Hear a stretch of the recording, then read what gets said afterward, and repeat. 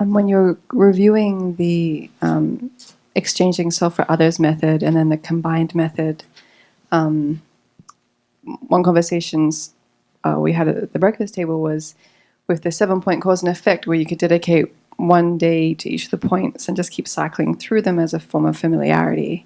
And then I get to the exchanging self for others or the combined method, where just the equalizing has 9 points to it. And I was just wondering your opinion or your own practice on how you have approached engaging with this method of bodhicitta in terms of sequence or in terms of emphasis over time. But I do the 3 principles, and that's where I combine all these practices, particularly at the bodhicitta level. In a way, I primarily use the 7-point, and then bring in some elements of the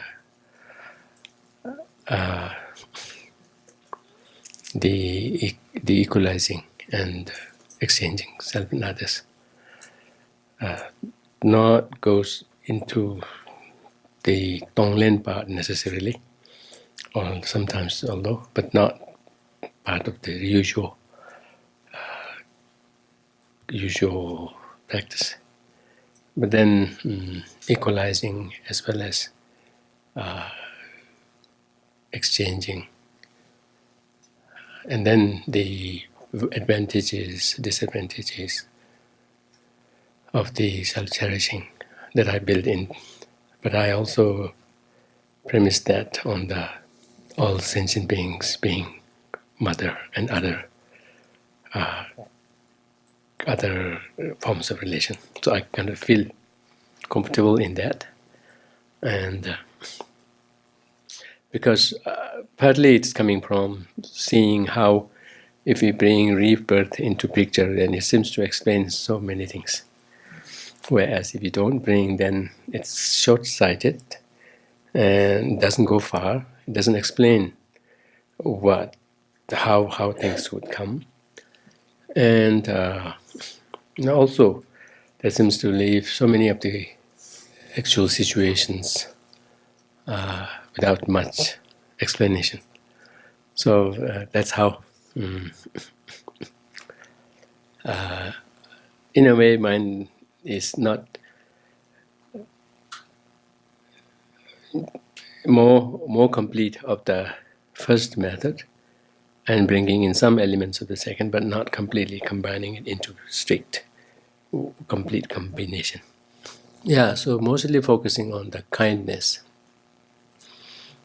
aspect of others, and more particularly focusing on difficult people, kind of thinking about how they in turn can be even more cherished for what they mean to oneself at their own expenses.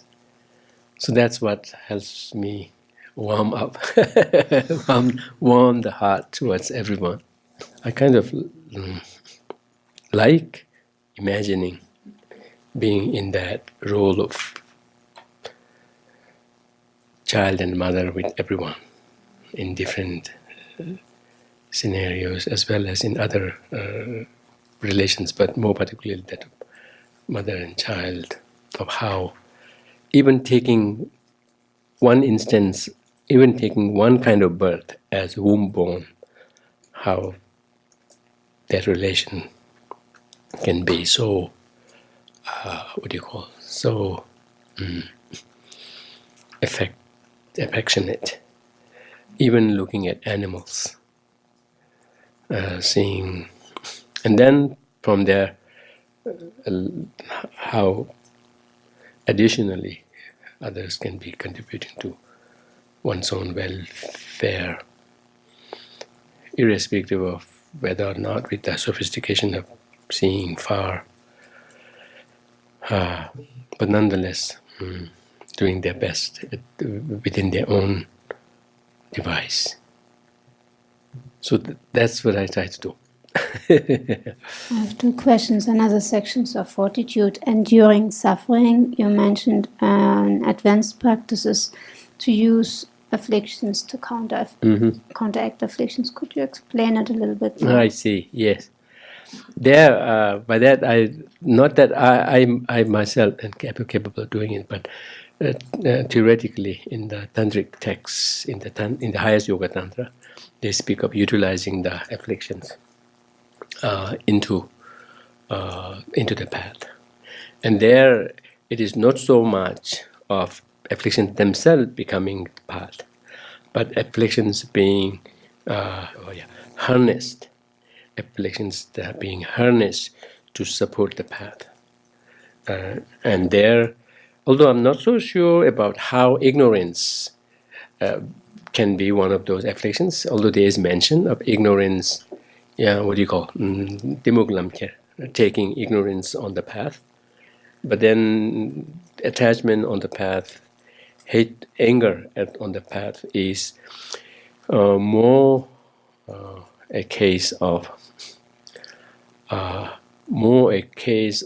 utilizing them without being affected adversely by them, but rather using their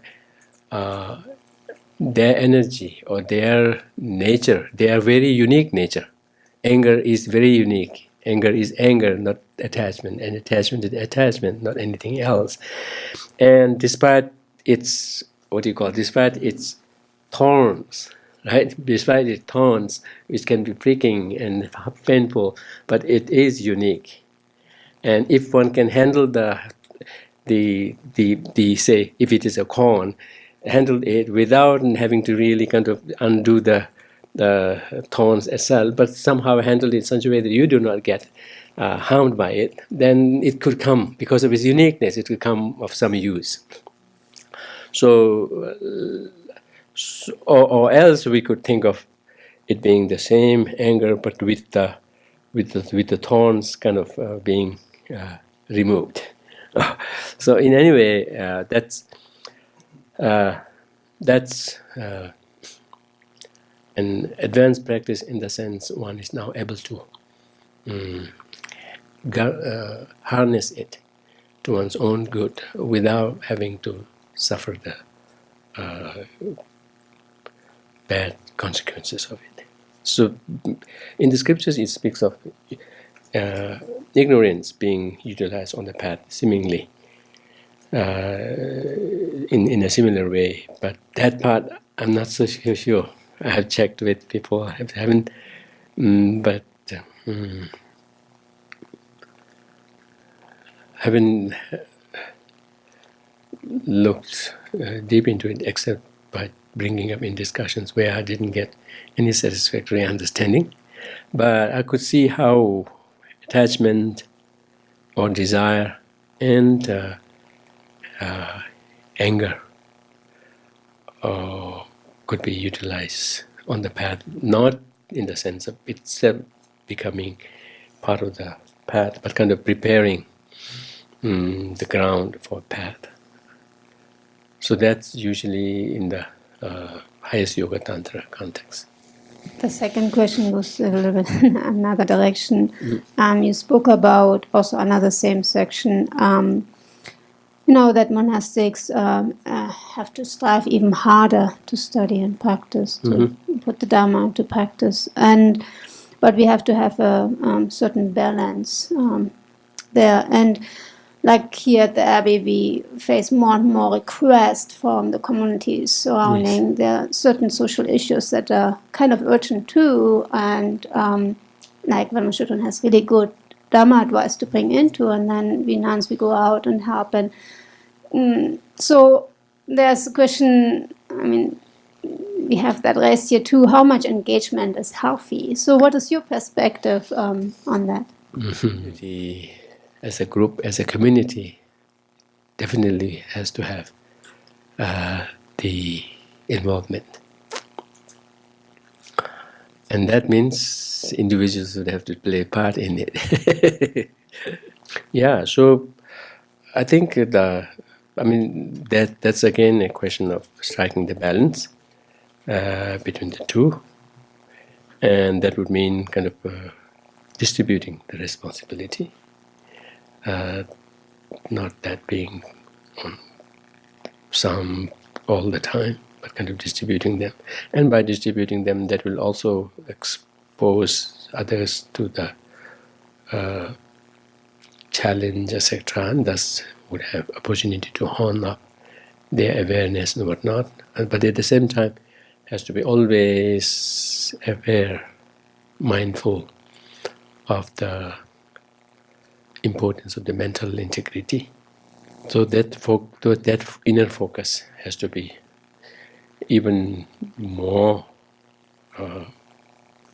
called in when one is going out. And so, as a group, as a community, I think, and then particularly in this time, I think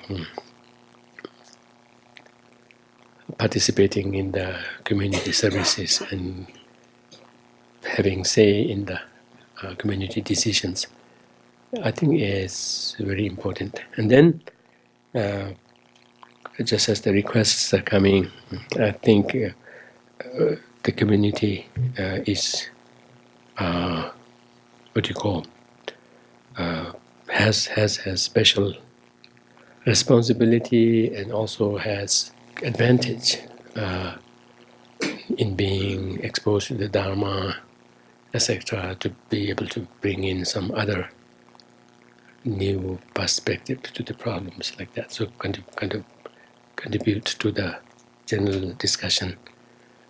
I think, it has to be. There has to be balance. There has to be a middle way, but it's not that easy. But on the whole, I kind of think that the responsibilities should be, to the extent possible, not that it's always possible, to the extent possible, kind of distributed, and then do the needful in terms of even preparing the individuals into those services. So not just sending, but maybe prepare. And I think sometimes it would be good to have some kind of a common discussion on what the responsibility might be and give some idea of what are the awarenesses that need to be there, and so that the person who goes out will also goes out with much more resources, much more awareness, almost be able to serve as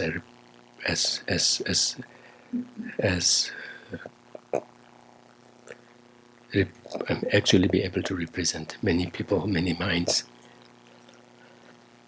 Yeah, but as a community, social involvement is very important, and that has to be done through individuals. So, and that could be done best by, to the extent possible, distributing the responsibilities, I think. It's kind of an unrelated question from the teachings you've been given, but a few of us were discussing mindfulness of mind, and from the Sotantrika perspective, we can't have a direct perceiver of the mind itself. So when we're watching the mind, mindfulness of the mind, what part of the mind is observing the mind itself? And when we were discussing, we came to, is it just a series of conceptual appearances that doesn't make sense? So we weren't sure. I see. So you're saying from the Sotantrika point of view, there can be, because they don't accept a perception? Is that the reason for that? There's no, from my understanding, there's no direct mental perceiver aside from that brief moment between a sense direct perceiver and a conceptual, for an ordinary being. And the Prasangika position would be different, but we're trying to figure out what type of mind is the mind that's perceiving itself in mindfulness of mind. We weren't sure. But when you drew on Sautantrika position, did you mean to say that there is no rangri, a perception? Is No, that where you're coming from? No. Okay. The direct mental perception in Sautantrika, that's like the one that ordinary beings have, aside from self-knowers, would be that one brief moment between a sense perceiver and then going into conceptual thought. Whereas we didn't, Yeah, I'm not so sure about how that works, but I have come across some, I don't know whether writings or from discussions, that basically it is a case of present moment looking at the immediate past moment of mind. That's what one is trying to be aware of. Not something happening at the same time, but something that happened in the past. That's what you're capable of looking at. So it's not necessarily, we may call it meta-awareness, whatnot, but not awareness in the sense of both of them being simultaneously together. But the awareness in the present, being aware of just past awareness. I think the question we got stuck on is what kind of cognizer is cognizing that immediate past moment? Oh, I see. What kind of cognizer is the? Even if it's immediately past, Uh-huh. what kind of cognizer is that? Oh, it could be it can be non-perceptual, conceptual cognizer. Non-perceptual conceptual. Yeah, so conceptual. We could have debate here. I will be the tamja. but if it's a conceptual mind that's looking at the previous moment of mind, then we're working with a conceptual appearance. So then are we just... Yeah, so then we're not really... We're working with conceptual appearances, and so then we're just having this flicker of the conceptual appearance of the previous moment of mind. It's not direct. Oh, is it not direct? Oh, yeah. So I'm saying, pardon? Unless we are talking of self-perception. Yeah, then how would that be together? That's little... Yeah, unless we are talking a perception, which should be kind of together, right? In which case it is not so much of an awareness of the awareness with the... The mind that you're perceiving is the cause that would produce the effect of the direct perceiver perceiving it. So that means the perceiver and the perceived are in different time frame, right? Yeah, but that's what you just said. Yeah, that's what I thought. So then, Venerable, you meant to say that the perceiver could be a direct perceiver? I'm wondering. Oh, that would be really difficult. Yeah. That would be, because I think that if that is a direct perceiver, then it has to be a mental direct perceiver. And mental direct perceivers do not seem to be that available for us at our calling, unless it is automatic, until we have yogic. Yeah, until we have yogic direct perception, because no mental direct perception is identified until then, except for the automatic, over which we don't have any control. Even do Prasangika talk about that one flicker of automatic mental perception? Yeah, that part I'm not so clear. They don't talk about rangri, right? Yeah, so they don't talk about rangri, and yeah, in a way, for them, remembering the previous object is as well almost equal to remembering the previous consciousness by association. So even we have an awareness that there's anger in the mind, aside from any physical sense perception of realizing the blood is rising, blah, blah, blah, that is a conceptual appearance of I the think, mind. yeah, that is a conceptual. That is conceptual. Oh, yeah. Except I'm thinking that it is awareness of the previous moment of anger. Although anger may be right here and now, right? But only of the previous moment of it. That's what I think. All right, we're going to go way back to Buddhism 101. So, my daughter's been studying philosophy with her friends and stumped me with this question that if you're not supposed to get attached to things in Buddhism because attachment is suffering, if I have a really good meal in front of me, should I just chow it down without tasting it, or am I allowed to actually like take my time and savor the good food? I see. Oh yeah, there's nothing wrong with that. One can take one's time, savor the taste and whatnot, and then don't insist your mom to always get that for you. Just enjoy it for what it is. When it is not available, it's not available. Don't, like that. Thank you. Geshe, I have a question about our deities. Pardon?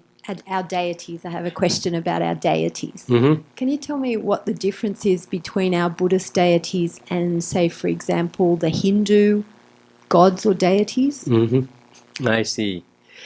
Here, Hindus and Buddhists will differ. So my explanation will be Buddhist take of it.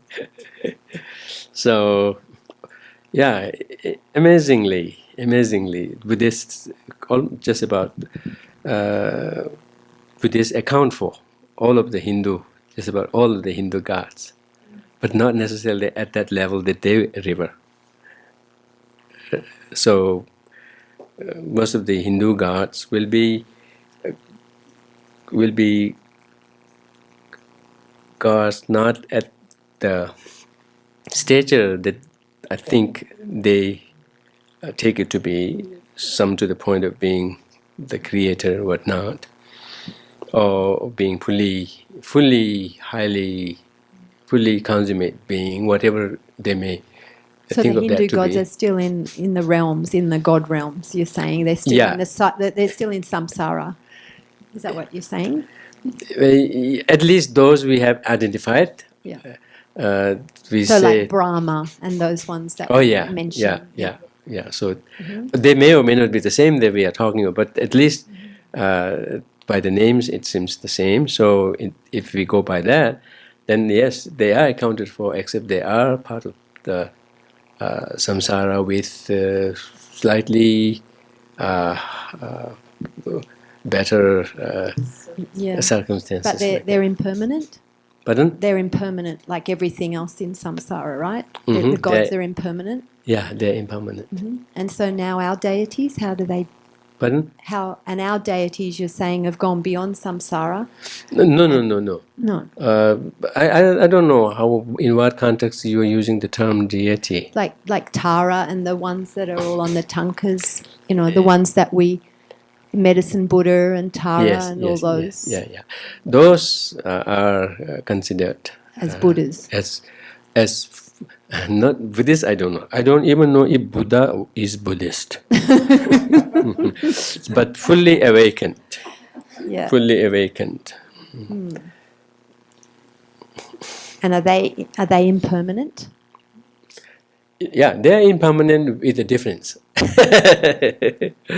They're impermanent with a difference. No, we samsaric sentient beings are doubly cursed. We are doubly cursed. We are impermanent. On top of that, we go down. We are momentarily changing, but changing for the worse. Always going down. But at the Buddha level, the bodies were not impermanent in the sense of momentarily changing, but not changing worse, changing to the worse. But if we were changing for the worse, we wouldn't be practicing Buddhism. We wouldn't be coming to this retreat. Yeah, we wouldn't be. So So the we Buddhas can't don't be- need to. But you're saying, Because they have attained that state, they don't need to. but you said as humans we're going down. But Not isn't that necessarily why we as human. practice Buddhism to go Pardon? up? Isn't that why we're practicing Buddhism to go up, not go Yeah, yeah. That's the reason why we are practicing Buddhism, and particularly Bodhisattva idol, so that you can become Buddha and thus be impermanent but not go down. So, if, say, for example, if Tara is impermanent, does that mean that one day Tara will not exist? Oh, I see. That's very interesting. You brought this difference between Western philosophy and Eastern philosophy, particularly Buddhist philosophy. When we understand impermanent, we understand them very differently. For Buddhists, there can be something called permanent, but only last for 1 minute, or even shorter than that. And also, there can be impermanent, but something lasts from that time for eternity, but still be impermanent. So we mean very different thing by impermanent and permanent. So I said there can be a permanent thing, but lasts only 1 minute. Something called permanent. But didn't you say nothing was permanent? Pardon? Didn't you say before that nothing was permanent? Oh, I was just going by you when you said nothing is permanent. Basically, everything impermanent has a permanent corollary with it. Yeah, say the cup and the cup's emptiness. Right. The cup and the cup's cupness. I like that. The cup and the cup's cupness. Yes. The cup is impermanent, but Yes. its cupness is not impermanent. It is permanent. But when the cup is gone, its cupness is also gone. Yep. Yeah, we were talking about that in the break a bit, weren't we? That. Yes, Yeah. similar to that. Okay, thank you. Yeah. So yeah, one thing that came out from this discussion is there are as many permanent things as many impermanent things, or as many permanent phenomena as many impermanent things in the Buddhist context. But for Buddhists, what is permanent is not necessarily permanent in the Western philosophical understanding. Thank you.